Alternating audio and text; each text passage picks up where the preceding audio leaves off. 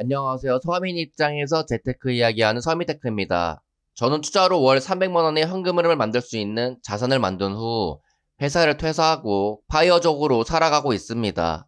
사회 첫 직장을 중소기업에서 7년 동안 다니다가 고객 쌓인 대기업으로 이직했지만 2년 만에 퇴사를 했던 것이죠. 일이 힘든 부서였기도 했고 경력직으로 뽑혔지만 안 해본 일을 해야 했기에 적응하기가 쉽지 않았습니다. 물론 제가 만약 파이어할 만한 자산을 만들지 못했다면 최소 3년은 어떻게든 적응하려고 노력했을 것이고 그렇게 3년 정도 다녔다면 어느 정도 적응하여 어찌저찌 다녔을지도 모릅니다. 어떤 분들은 대기업 들어가기 어려운데 그만두기 아깝지 않냐고 말하실 수도 있습니다. 하지만 대기업을 그만두고 중소기업을 다시 갔다면 아까울 수도 있겠으나 저는 파이어족이 대기업보다 더 나은 삶 또는 직장이라고 생각했기 때문에 아깝다고 생각은 들지 않았습니다. 오히려 직장인으로서 최대한 갈 수 있는 대기업을 가본 경험을 해보았기 때문에 직장에 대한 미련이 없는 것 같기도 합니다. 지나온 세월을 생각해보면 제 삶은 부모님의 사업 실패로 어릴 때는 삶이 경제적으로 점점 힘들었지만 사회생활을 시작한 이후부터는 점점 나아졌던 것 같습니다. 그리고 그렇게 될 수 있었던 이유는 열심히 산 것도 있지만 자본주의에서 살아남을 수 있는 방향으로 살았기 때문입니다. 우리나라 사람들 대부분은 다른 나라 사람들 대비 대부분 열심히 살고 있기 때문에 열심히만 산다고 삶이 나아지지 않습니다. 계층 이동은 상대적인 것으로 남을 제치고 올라가야 하는 것이기 때문이죠. 저도 어렸을 때는 학교나 주위 어른들이 얘기하기로 이 세상은 성실하게 직장을 다니는 것이 안정적으로 잘 살 수 있는 것이다 라고 배웠고 그렇게 알아왔습니다. 하지만 그렇게 따지면 남보다 더 일찍 일어나고 힘든 일을 하시는 청소 아주머니나 노가다 하시는 분들이 이 세상에서 가장 잘 살아야 하는데 실제로는 그렇지 않습니다. 그리고 대부분 회사를 열심히 다니는 사람들도 서민 또는 흑수저 인생에서 벗어나지 못하고 있는데 그 이유는 바로 자본주의 구조에 대해 관심을 가지지 않기 때문이죠. 그런데 사실 사회생활을 하다 보면 세상이 이상하다는 걸 바로 알아차리셔야 합니다. 저도 회사 처음 다니고 월 200만 원 이상 모으며 연 3천만 원 정도 모을 때 저는 이상함을 느꼈었습니다. 회사를 20년 다닌다고 해도 평생 모을 수 있는 돈은 겨우 6억밖에 못 모으니까 말이죠. 집값만 해도 10억 이상이라 20년간 열심히 노동을 하고 저축해도 노후 대비가 되지 않는 것에 대해 이상함을 느꼈습니다. 어렸을 때 열심히 안정적인 직장만 다니면 잘 살 수 있다고 말을 들었기 때문이죠. 그래서 저는 노동과 저축만으로는 이 세상을 살 수 없는 방법이라고 생각해서 돈과 재테크에 관심을 가지게 되었습니다. 그러면서 자연스럽게 자본주의의 구조와 시스템을 이해하게 되었고, 자본주의 세상에서는 자산을 가져야 살아남을 수 있다는 걸 깨달았습니다. 그렇기에 청소 아주머니처럼 똑같이 3년에서 5년 동안 열심히 노동을 하여 힘든 세월을 지냈지만 자산을 가지기 위해 노력을 했었기에 인생이 변할 수가 있었던 것이죠. 이처럼 우리는 하루라도 빨리 돈에 관심을 가지고 자본주의에 대해서 깨달아야 노예의 구렁텅이에서 빠져나올 수가 있습니다. 하지만 사람들은 회사 일, 월급, 소비, 세금과 같이 바로 눈앞에 몸으로 느껴지는 부분에 대해서만 관심을 가집니다. 제 주위 사람들만 해도 99% 이상이 자본주의 또는 경제가 어떻게 흘러가는지 관심을 가진 사람도 없고 제대로 알고 있는 사람도 없습니다.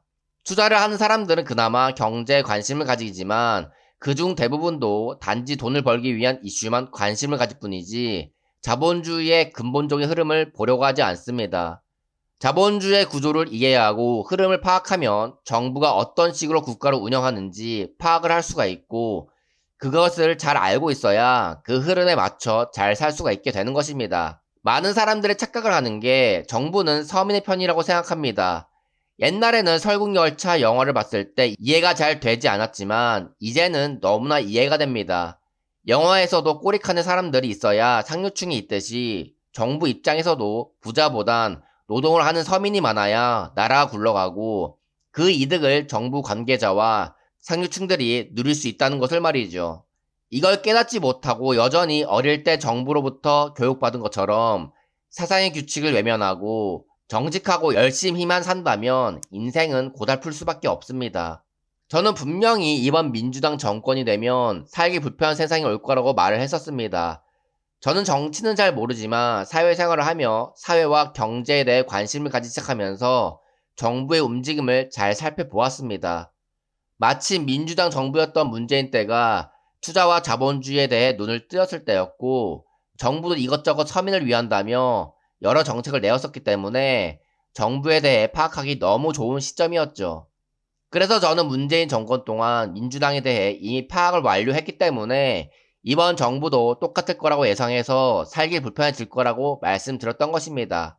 예상과 같이 부동산은 오르고 세금 증가로 서민들의 삶이 점점 더 힘들어지고 있습니다.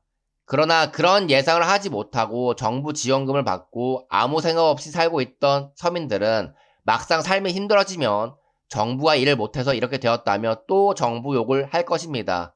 옛날이야 유튜브도 없고 정보가 없었기 때문에 관심을 가지고 알아보려고 해도 자본주의 세상에 대해 알 수가 없어서 정부의 의도를 모를 수 있다고 생각합니다.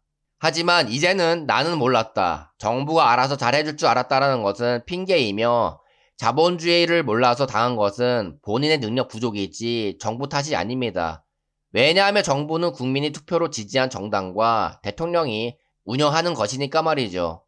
나는 아무것도 모르는데 정부가 알아서 잘하겠지라는 안일한 생각으로 삶을 살면 언젠가는 당할 수밖에 없습니다. 반대로 정부 머리 위에 있어야 내 삶을 컨트롤할 수가 있습니다. 영화에도 나오지만 정부는 국민을 개돼지로 본다는 말이 있습니다. 어릴 때는 어떻게 저렇게 국민을 개돼지로 볼 수가 있지? 라고 생각을 했지만 이제는 그렇게 생각할 수도 있다는 생각이 듭니다. 왜냐하면 그냥 당장 먹고 사는 것에만 관심이 있고 앞으로 내 삶에 직결될 수 있는 경제에 대해서는 관심이 없는 사람이 많으니까 말이죠. 개돼지가 어감이 이상해서 그렇지 정부 울타리 안에서 인생을 사는 사람은 자기 인생을 주도적이 아닌 주인의 울타리 안에서 인생을 사는 애완동물과 다르지 않다는 것입니다. 그러니 정부의 개돼지 또는 상류층의 평생 노예로 되지 않으려면 하루라도 빨리 자본주의 구조를 파악하고 그 구조에 맞게 인생을 잘 설계하셔야 합니다. 그 방법은 최대한 빨리 목돈을 만들어서 시간이 지나면 자본이 늘어나는 자산을 만들려고 해야 하고, 그 과정을 겪다 보면 경제와 자본주의 구조에 대해 이해할 수 있기 때문에 정부 머리 위에서 놀 수가 있습니다. 그러려면 열심히 노동을 해야 함과 동시에 여러 자산에 대해 잘 알고 있어야 하고 돈의 흐름까지 실시간으로 파악을 하고 있어야 한다는 것이죠. 근데 어차피 이것 또한 인생이 변하고 싶은 간절한 사람만이 이룰 수 있는 부분이기도 합니다. 그러니 이 영상을 보시는 여러분들도 하루라도 빨리 자본주의를 깨닫고 정부를 이용할 수 있는 사람이 되셔야 합니다. 나는 평생을 제대로 모시고 열심히 살아왔는데 인생은 왜 고달플까라는 생각을 하시는 분들께 도움이 되셨으면 좋겠고요. 영상을 여기서 마치겠습니다. 감사합니다.